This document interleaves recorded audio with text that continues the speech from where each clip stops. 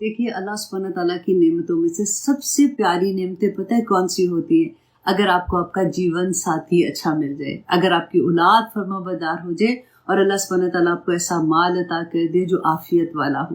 رسول اللہ صلی اللہ علیہ وسلم نے بہت پیاری دعا سکھائی تھی کہ اللہم انی اعوذ بک من جار السوء، کہ اے اللہ میں برے ہمسائے سے پناہ مانگتی ہوں، ومن زوج تشیبنی قبل المشیب، اور ایسے جیون ساتھی سے جو مجھے وقت سے پہلے ہی بوڑھا کر دے، ومن ولد یکون الی ربا، اور ایسی اولاد سے جو نافرمان ہو، ومن مال یکون الی عذابا، اور ایسے مال سے اللہ جو میرے لیے عذاب بن جائے، ومن خلیل ماکرن، اور ایسے چلاک دوست سے عینہ ترانی وقلبہ یرعانی، اس کی آنکھیں اور دل میری نگرانی کرتے رہیں، اے رعا حسنتن دفنہا، اگر وہ مجھ میں کوئی اچھائی دیکھے تو اسے اپنے تک ہی رکھے، اے رعا سیئتن اذاعہا، اور اگر وہ مجھ میں کوئی برائی دیکھے تو اس کا چرچا کرے۔ اتنی پیاری دعا ہے، مکمل دعا ہے، اللہ سبحانہ تعالیٰ سے مانگا کرے، کیونکہ اللہ کی نعمتوں میں سے اچھا ہمسایہ ملنا بھی بہت بڑی بات ہے۔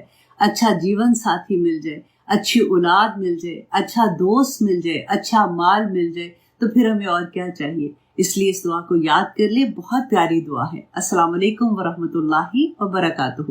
رسول اللہ صلی اللہ علیہ وسلم نے بہت پیاری دعا سکھائی تھی کہ اللہم انی اعوذ بک من جار السوء، کہ اے اللہ میں برے ہمسائے سے پناہ مانگتی ہوں، ومن زوج تشیبنی قبل المشیب، اور ایسے جیون ساتھی سے جو مجھے وقت سے پہلے ہی بوڑھا کر دے، ومن ولد یکون الی ربا، اور ایسی اولاد سے جو نافرمان ہو، ومن مال یکون الی عذابا، اور ایسے مال سے اللہ جو میرے لیے عذاب بن جائے، ومن خلیل ماکرن، اور ایسے چلاک دوست سے عینہ ترانی وقلبہ یرعانی، اس کی آنکھیں اور دل میری نگرانی کرتے رہیں، اے رعا حسنتن دفنہا، اگر وہ مجھ میں کوئی اچھائی دیکھے تو اسے اپنے تک ہی رکھے، اے رعا سیئتن اذاعہا، اور اگر وہ مجھ میں کوئی برائی دیکھے تو اس کا چرچا کرے۔ اچھا جیون ساتھی مل جائے، اچھی اولاد مل جائے، اچھا دوست مل جائے، اچھا مال مل جائے، تو پھر ہمیں اور ہے جو یہ بچی اس وقت الحمدللہ ایک نئی زندگی میں کرے گی، اللہ سبحانہ تعالیٰ اس کے لیے آسانیاں کرے، نئے گھر میں آسانیاں کرے، اس رشتے میں آسانیاں کرے۔ دیکھیں اللہ سبحانہ تعالیٰ نے قرآن پاک میں جتنا اس یونٹ پہ کام کیا ہے، یہ سب سے چھوٹا یونٹ ہے ماں باپ کا۔ یہ دو رشتے جب ملتے ہیں کیونکہ انہوں نے نئی نسل کو آگے چلانا ہے، مسلمان بچے پیدا کرنے ہیں۔ آج آپ اپنے اراؤنڈ دیکھ لیں سارا کچھ کیا ہو رہا ہے۔ اور یہ یونٹ پہ کام کیسے کہ اللہ سبحانہ تعالیٰ نے فرمایا قرآن میں کہ تم ایک دوسرے کا لباس ہو، رائٹ؟ ہسبینڈ بیوی کا لباس ہے اور بیوی خاوند کا لباس ہے۔ کیسے لباس ہے؟ لباس کیا کرتا ہے؟ آپ سوچیں آج ہم نے لباس پہنا تو کیا ہے؟ سب سے بڑی بات ہمارے اندر اگر کوئی عیب ہوگا نا ہمارے جسم کے اندر، اس کو چھپا لیتا ہے۔ ہم خوبصورت لباس پہن لیتے ہیں، اپنی چوائس کا لباس پہن لیتے ہیں، اپنے کلرز جیسے ہمیں پسند ہے پہن لیتے ہیں۔ اس کے بعد لباس کیا کرتا ہے؟ گرمی ہے، سردی ہے، اس سے بچاتا ہے، رائٹ؟ لباس آپ کی شخصیت کو ظاہر کرتا ہے۔ لباس جو بھی اللہ سبحانہ تعالیٰ نے کہا نا ڈھانپ لیتا ہے۔ اب جب ایک نئے رشتے میں جانا ہے تو سب سے پہلے اب کیونکہ لڑکا یہاں پہ ہے نہیں ہے تو ہم اس کی بات نہیں کریں گے، ہم تو عورتوں کی بات کر رہے ہیں نا۔ اگر دیکھیے اس بچے میں، آپ کے ہسبینڈ میں کوئی ایسی کمزوری ہے، اپنی عادتوں کے لحاظ سے آپ کہہ سکتے ہو، کیونکہ ہمیں یہ لگتا ہے نا کہ میں تو بہت پرفیکٹ ہوں، مجھے تو سارا کچھ پتا نا، ان میں یہ کیا مطلب پھر ہمیں ایسے ہونا شروع ہو جاتا ہے۔ آپ نے سب سے پہلے اپنے خاوند کو بالکل جیسے لباس لپیٹ لیتا ہے نا، اس کی کوئی بات نہ مذاق سے، نہ ایسے جسٹ فار دا ہیبٹ کہ ایسے میرے ساتھ ایسے کرتے ہیں، وہ ایسے ان کی نیچر ہے، مجھے بالکل اچھا نہیں لگتا، کپڑے اتار کے نیچے پھینک کے چلے جاتے ہیں، اکثر ہی ہوتا ہے، جوتی وہاں اتار کے جاتے ہیں۔ ایسی چیزیں ہوتی ہیں جو ہم مذاق کے طور پہ اپنے فرینڈس کے ساتھ کر جاتے ہیں۔ اب دیکھیے یہ بہت بڑی امانت ہے، آپ کے ہسبینڈ کی ہر چیز، ہر بات آپ کے لیے ایک امانت کے طور پہ ہے، اس کو آپ دوسروں کے ساتھ ریویل نہیں کرو گے۔ دوسری بات دیکھیں اللہ سبحانہ تعالیٰ نے اتنا پیارا رشتہ بتایا کہ عورت تمہارے لیے کھیتی ہے، اب کبھی امیجن کرو کہ ایک کسان کے لیے اس کی کھیتی کتنی امپورٹنٹ ہوتی ہے۔ جب وہ ایک بیج بوتا ہے اور جب تک وہ پھل نکلتا ہے، رائٹ، اس وقت تک اس کی جان اٹکی ہوتی ہے، دن رات محنت کر کے وہ اس کھیتی میں پانی ڈالتا ہے، اگر کوئی جڑی بوٹیاں ایسی آتی ہیں ان کو نکال کے اگر برے برے لوگ ارد گرد آ جائیں گے ان کو نکال کے باہر پھینکنا، اس کو بالکل آپ اسی کے ساتھ ریلیٹ کریں. کس طرح سے سردی گرمی سے بچاتا ہے. اس کو ڈر ہوتا ہے کہ رات کو کوئی جنگلی جانور آ کے کہیں پودے نہ کھا جائیں، وہ پھر ڈفرینٹ طرح سے اس کی حفاظتیں کر رہا ہوتا ہے. اتنا خوبصورت اللہ سبحانہ تعالیٰ نے اس رشتے کو بتایا کہ جیسی بیوی اور خاوند کے لیے مودہ کا لفظ ہے کہ دا مومنٹ نکاح ہوتا ہے نا تو ایک عجیب سی محبت، ایک احترام میاں بیوی کے دل میں ایک دوسرے کے لیے آ جاتا ہے. اگر دیکھیں سب سے پہلی بات ہے کہ جس گھر میں ہم نے جانا ہے نا وہ ایک ہسبینڈ نہیں ہوتا، پورا خاندان ہوتا ہے. میں ہمیشہ یہ بات کہتی ہوں کہ پہلے نا ایک عورت جو ہے وہ اپنے گھر کو ایسے رکھتی ہے جیسے چڑیا نے اپنے گھونسلہ رکھا ہوتا ہے. ایک مرغی کا سوچو کہ اپنے پروں کے نیچے اپنے بچے کو بٹھا کے، گھر کے اندر بہت سی چیزیں ہوتی ہیں، بہت سی چیزیں ایسی ہوتی ہیں ہمیں اچھی نہیں لگتی ہیں، ہمارے بچوں میں کوئی خامیاں ایسی ہوتی ہیں ہم باہر لوگوں کو نہیں بتاتے. ہم نے ایک بڑا اچھا اپنے گھر کا باہر رکھا ہوتا ہے، میرا گھر، میرے بچے، میرا خاندان، میرے ایسے بات ہے. لیکن دا مومنٹ ایک اور بچی گھر میں آتی ہے تو وہ ایک بچی نہیں ہوتی، وہ پورا خاندان گھر کے اندر آتا ہے بیسیکلی. پھر اس بچی پہ بہت بھاری ذمہ داری ہو جاتی ہے کہ نہ صرف خاوند بلکہ اپنے سسرال کی کوئی بات بھی باہر نہ کرے، اپنے ماں باپ کے گھر میں جا کے مذاق نہ اڑائے اس کا. یہ بہت بڑی چیزیں ہیں کیونکہ آپ پہ اگر شروع سے دیکھیں، میں ہمیشہ یہ بات بھی بچیوں کو کہتی ہوں کہ شروع میں جا کے نا تھوڑا صبر سے ضد کر لو، ہر ایک کو دیکھو کہ کس کی کیا کیا نیچر ہے، کون کس طرح کا ہے. پھر اس کے بعد جب آپ کو سمجھ آ جاتی ہے کہ اس کو میں ایسے ڈیل کر سکتی ہوں، اس کو میں ایسے ڈیل کر سکتی ہوں، تو بہت آسانیاں ہو جاتی ہیں. جب شروع میں ہی آپ کو جا کے یہ لگے گا کہ مجھے تو یہ پسند نہیں ہے، آئی ڈونٹ لائک دس، ان کے گھر میں تو یہ ہوتا ہے، امی ان کے گھر میں تو یہ ہوتا ہے، صبح صبح میاں بھی فون کر دیتی بیٹا سب ٹھیک ہے کہ نہیں ہے. بیٹا کچھ ماؤں کو میں ریکویسٹ کرتی ہوں خدا کے لیے بچوں کی زندگی سے تھوڑی دیر علیحدہ ہو جاؤ. اب وہ نئی زندگی میں جا رہی ہے نا، ان کو وقت دو، وہ وہاں پہ سیٹل ڈاؤن ہو جائیں. ان کو کبھی انکریج نہ کرو اس کے لیے کہ اچھا ان سے پوچھو بھی نہ، اگر وہ کبھی بتانے کی کوشش کرے ان کو روک دو کہ بیٹا نہیں، آئی ایم ناٹ انٹرسٹڈ. اب وہ بچی بڑی، دیکھیں وہ کہتے ہیں نا کہ کسی نے پوچھا بچوں کی تربیت کے لیے تو انہوں نے کہا کہ جب بچہ 7 سال کا ہوتا ہے نا تو اس وقت تک 7 سال تک اس کو کوئی غلط کام بھی کرتا ہے، شرارتیں کرتے ہیں کچھ بھی، تو ان کو گلے سے لگا کے پیار سے بیٹا نہ کرو، بیٹا نہ کرو، کبھی ان کو مارو نہیں، ان کے ساتھ زیادتی نہیں کرو، ان کو ایسے ہیوملیٹ نہ کرو. ماں کا بڑا ایک کردار ہوتا ہے. 7 سال کے بعد نا پھر اگلے 7 سال 14 سال کا جب بچہ ہوتا ہے، یہ وہ ٹائم ہوتا ہے جب بچے کی تربیت کرنے کا وقت ہوتا ہے، جس میں آپ اس کو پھر ڈانٹیں بھی اگر وہ کوئی غلط کام کرتا ہے یا کچھ بھی، اس وقت سمجھاؤ بھی ان کو. لیکن اس کے بعد 14 سال کے بعد وہ بچہ جو ہے نا وہ تناور درخت بن چکا ہوتا ہے، اب وہ پھل دینے والا بچہ ہے. اب آپ نے جو تربیت کی ہے نا وہ ظاہر ہونے کا وقت ہوتا ہے. پھر آپ اس کو کچھ نہیں کہہ سکتے، پھر ماؤں کو صرف دعا کرنی پڑتی ہے کہ اب میں نے جو تربیت کی تھی اب اس کے مطابق یہ بچہ ایکٹ کر رہا ہے اپنی زندگی میں. تو ٹرائی کہ جب اپنی نئے گھر میں جاتے ہو تو وہ ماں کی تربیت جو اتنے سال آپ کو ملی ہے نا اس کو پروف کرو ادھر جا کے. آج کل میں نے بہت سنتی ہوں بچوں کی شادیاں ہوتی ہیں، شادیاں ہوئی پھر ختم ہو گئی، جی اب ڈیورس ہو رہی ہے، اللہ نہ کرے ایسے ہو رہا ہے. ریزنز کچھ بھی نہیں ہے، اٹس جسٹ انا کا مسئلہ. میں نے یہ کیا تھا، اچھا اب تو مصیبت یہ ہے کہ ہمارے زمانے میں یہ ہوتا تھا کہ ہسبینڈ کماتے تھے، ہم لوگ آرام سے یاشی سے کھا پی رہے ہوتے تھے، اگر کام بھی کر رہے تھے تو اپنے شوق سے کرتے تھے، نہیں کرنا تو نہیں کرنا، کرنا ہے تو کرنا ہے، وہ والی بات ہوتی تھی. لیکن اب آج کل کی سچویشن میں ہر دونوں کو کام کرنا پڑتا ہے کیونکہ زندگی گزارنے کے لیے خرچے ہی اتنے زیادہ ہو گئے. ہماری وہ کہتے ہیں نا نیڈز اینڈ وانٹ میں ہمیں فرق ہی ختم ہو گیا. تو وہ جب عورت گھر سے نکلتی ہے، تھک ٹوٹ کے گھر آتی ہے واپس، وہ وقت بچوں کو نہیں دے سکتی ہے. اب آگے جو پرابلم کیا ہو رہا ہے کہ ہماری نئی نسلیں جو ہے نا وہ بیچاری اس کو سفر کر رہی ہے کیونکہ ماں کو جو اللہ سبحانہ تعالیٰ نے کہا تھا نا کہ آدمی کی ذمہ داری ہے وہ کمائے گا، وہ نانو نفقہ، عورت کی ذمہ داری پوری آدمی کے اوپر. اللہ سبحانہ تعالیٰ نے اتنا بڑا کام، دیکھو آدمی کے اوپر جو ذمہ داری تھی، دیکھو عورت تو کماتی ہے، اس کی کوئی ذمہ داری نہیں ہے، دے تو دے، نہیں پیسے گھر میں دیتی تو اس پہ وہ فرض نہیں ہے. لیکن آدمی جو ہے اس کے اوپر یہاں تک ہے کہ وہ اس نے گھر کا خرچ چلانا ہے سارا، رائٹ. تو اس لیے اس کو ایک درجہ اوپر اللہ سبحانہ تعالیٰ نے مقام دیا کیونکہ وہ اپنی کمانا کوئی آسان تو نہیں ہے. صبح سے شام تک، اور ہر ایک کی جاب کو اتنی اچھی بھی نہیں ہوتی ہے کہ وہاں گئے، بڑا اچھی جاب تھی، آرام سے جاب کر کے آگے. کئی جگہ پہ ہیوملیشن ہوتی ہے، کئی جگہ پہ ان کا دل بھی نہیں ہوتا کہ وہاں پہ کام کرنا، لیکن ان کو کرنا پڑتا ہے. کئی جاب اتنی مشکل ہوتی ہیں وہ تب بھی کرتے ہیں. کیوں کرتے ہیں؟ فیملی کو سپورٹ کرنے کے لیے. رائٹ؟ تو اللہ سبحانہ تعالیٰ نے ان کو ایک درجہ دیا. عورت کا کیا کام اللہ سبحانہ تعالیٰ نے کہا؟ وہ گھر میں ان بچوں کو جو نئی نسل ہے نا اس کو تربیت کرنی تھی. منع نہیں ہے، میں پھر آپ کو کہوں، عورت کو اللہ سبحانہ تعالیٰ نے ایک نئی، اور یہ بہت بڑی ذمہ داری تھی، بہت بڑی ذمہ داری کہ وہ نئی نسل کو تیار کرنا تھا ایک بہترین مسلمان بنا کے. لوگ کہتے ہیں انسان اچھے ہونے چاہیے. میں ہمیشہ یہ بات بھی کہتی ہوں کہ ہر جو اللہ کو نہیں مانتا کافر ہے وہ بھی اچھا انسان ہے. ہو سکتا ہے نا، اچھے انسان تو ہر کوئی ہو سکتا ہے، لیکن ہر اچھا انسان اچھا مسلمان نہیں ہے.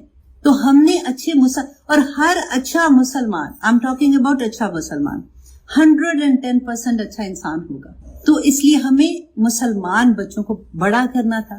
ہماری ذمہ داری کچھ اور تھی. ہم نے چھلانگ لگائی میرے سمیت. مجھے بھی بڑا شوق ہوتا تھا کہ کیا مطلب گھر میں تو میں بور ہوتی ہوں، مجھے کام کرنا ہے. ہم نے جب باہر نکلے نا تو ہم نے کمپرومائز کس چیز کو کیا؟ آپ مجھے بتائیں، کس کو کیا کمپرومائز؟ گھر کو. بہت بڑا کمپرومائز ہے یہ، کیونکہ گھر کو کیا، بچوں کو کیا، اگلی نسل کو کیا. تو عورت کو اپنا مقام، میں اس کو بات کرنے لگوں تو مجھے لگتا ہے میں 10 دن بھی اس ٹاپک پہ بات کر سکتی ہوں، لیکن کیونکہ وقت اتنا کم ہوتا ہے. اب آپ پہ ہے، آپ سوچو اس بات کو کہ اللہ سبحانہ تعالیٰ نے مجھے اس دنیا میں کیوں بھیجا ہے، میرا مقصد کیا ہے، میں کیا وہ مقصد پورا کر رہی ہوں. اللہ سبحانہ تعالیٰ نے جو نعمتیں دی ہیں، ہاتھ، پاؤں، ناک، آنکھیں، سب کچھ، کیا وہ اللہ سبحانہ تعالیٰ کے احکامات کے مطابق گزار رہے ہیں؟ کیا ہم حق ادا کریں آنکھوں کا؟ ہم ڈیزرو تو نہیں کرتے تھے، اللہ کی نعمت ہے نا، اللہ نے آنکھیں دی ہیں، اللہ کی نعمت ہے، اس کا شکر کیسے ادا کرتے ہیں؟ اللہ سبحانہ تعالیٰ نے کہا نا کہ شکر ادا کرو. آنکھوں کا شکر کیا ہوگا؟ میں ان آنکھوں سے وہ چیز نہیں دیکھوں گی جو میرے رب کو پسند نہیں ہے، میں وہ چیز نہیں دیکھوں گی. میں اس پاؤں کا شکر کیا ہے؟ میں ایسی جگہوں پہ نہیں جاؤں گی جب میرے رب کی نافرمانیاں ہو رہی ہیں. میرے دل کا شکر کیا ہے؟ میرے دل میں ہمیشہ اللہ کی یاد رہے گی. ہمیں کسی نے بتایا ہی نہیں ہے. نیکی کرنا کوئی مشکل کام نہیں ہے واللہ. آج میں آپ کو یہ کہہ دوں نا، آپ کی کوئی پرابلم ہو کہ یہ والی تصویر پڑھ لینا، آپ 100,000 دفعہ وہ بیٹھ کے پڑھنے کے خوشی سے پڑھ لو گے. آج میں آپ کو یہ کہوں نا کہ آپ یہ کام بچہ ٹھیک نہیں کرے، اس کو اپنے اندر سے نکالنا ہے، وہ سب سے بڑا جہاد ہے. اپنی برائیوں کو نکالنا یہ بڑی نصیب کی بات ہوتی ہے. اگر آپ کو کوئی دوست ایسا مل جائے جو آپ کو یہ بتائے کہ ہم میں برائیاں کیا ہے. کوئی بتائے گا نہیں بتاتا کوئی بھی. ڈرتے بھی ہیں لوگ، پھر ان کو خود بھی نہیں پتا تو ہمیں کیا بتائیں گے. ماں باپ بھی نہیں بتاتے، ماں باپ بھی ڈرتے ہیں، ہم بھی ڈرتے ہیں بچوں سے. اگر ایک دفعہ بتا دیا، اگلی دفعہ اس نے کہنا بس بھی کرے امی آپ زیادہ ہی فنیٹک تو نہیں ہو گئی. بس اللہ سبحانہ تعالیٰ سے دعا کرو کہ اللہ سبحانہ تعالیٰ آپ کی زندگیوں میں قرآن کھول دے. میں کتنا بھی بول جاؤں گی نا بیٹا، پھر بھی تھوڑی دیر میں آپ بھول جاؤ گے. ابھی کھانا اوپن ہوئے گا، اس کے بعد ہاں ہی بالکل پتہ بھی نہیں ہوگا کہ میں نے آپ کو کیا کہا تھا. جب تک قرآن ہمارا حاضر امام ہے. نبی صلی اللہ علیہ وسلم کو وصال کے ہوئے بہت سال گزر گئے نا، لیکن قرآن ہمارے پاس ہے. یہ بتائے گا کہ میری زندگی کیسے ہونی ہے، یہ بتائے گا کہ میں ہسبینڈ اینڈ وائف کے ریلیشن کیسے ہونے ہیں، یہ بتائے گا میں نے سسرال میں کیسے جا کے رہنا ہے، یہ بتائے گا. یہ وہ دین جس نے ہمیں یہاں تک بتایا کہ ہم نے سونا کیسے، جاگنا کیسے، بات کیسے کرنی، ایون باتھ روم میں کیسے جانا اور باہر کیسے آنا، یہ بھی بتایا. کون سی دعا پڑھنی ہے، کیا کرنا ہے. کیا وہ دین ہمیں ایسے چھوڑ دے گا؟ تو اللہ کے سامنے کیا جواب دو گے؟ سب آج رات کو سونے سے پہلے کویسچن اپنے آپ سے پوچھنا کہ مجھے اللہ سبحانہ تعالیٰ نے ایز اے مسلمان، الحمدللہ میں نے تو کوئی کوشش نہیں کی تھی، میں کوئی اسلام لے کے تو نہیں آئی ہوں، مسلمان گھر میں پیدا ہو گئی ہوں. کیا اللہ سبحانہ تعالیٰ نے جس مقصد کے لیے مجھے پیدا کیا میں جانتی ہوں؟ اور کیا وہ جاب جو اللہ سبحانہ تعالیٰ نے اہل کتاب سے کیوں لی تھی، ان پہ جو اتنے عذاب آئے تھے، اللہ سبحانہ تعالیٰ نے کہا تم اس قابل ہی نہیں ہو. ایگزیکٹلی وہ چیز آج آپ مسلمان کریں جو ہم ہر جگہ پٹ رہے ہیں نا. ہر جگہ مسلمان ذلیل ہو رہے ہیں. آج کوئی ہمارا عروج کا دور نہیں ہے، ہم ہر جگہ ذلیل ہو رہے ہیں. تو یہ کوئی اللہ کی رحمت تو نہیں ہے ہم پہ؟ سوچو تو صحیح، کیوں اللہ کا غضب ہے؟ کیوں ہمارے گھر میں بے چینیاں ہیں؟ کیوں سارا کچھ ہوتے ہوئے بھی ہم لوگ ادھر سے ادھر جا رہے ہیں؟ اللہ کا دین جو تھا وہ میرے لیے، آپ کے لیے، ہر ایک کے لیے تھا. ہم نے اس کو چھوڑ دیا. اللہ کرے کہ اب آپ نئے گھر میں جاؤ گے نا تو اللہ کی جو اللہ سبحانہ تعالیٰ کے احکامات ہیں، نبی صلی اللہ علیہ وسلم کی زندگی ہمارے سامنے ہے، ازواج مطہرات کی زندگی ہمارے سامنے ہے، اللہ सुब्हान तआला हमें वैसा करने की तौफीक अता कर दे, आमीन सुम्मा आमीन। सुभान रब्बिका रब्बिल इज्जति अम्मा यसिफून व सलामुन अलल मुरसलीन वल्हम्दुलिल्लाहि रब्बिल आलमीन।